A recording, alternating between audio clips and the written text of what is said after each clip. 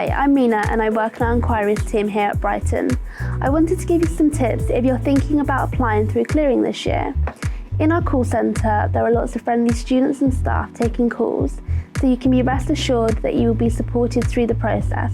Here are some things to remember. Before you speak to us, make sure you note down key information like your grades and your UCAS ID number if you have one.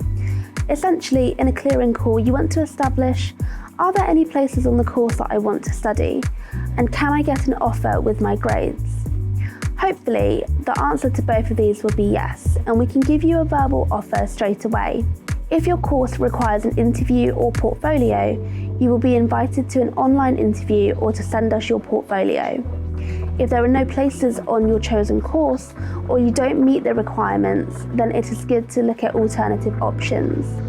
You could either go back to our website to look at our courses or ask, are there any similar courses that have places?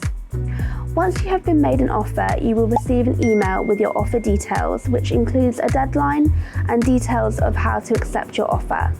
If you need to, you can then get in touch with our accommodation team about finding a place to live.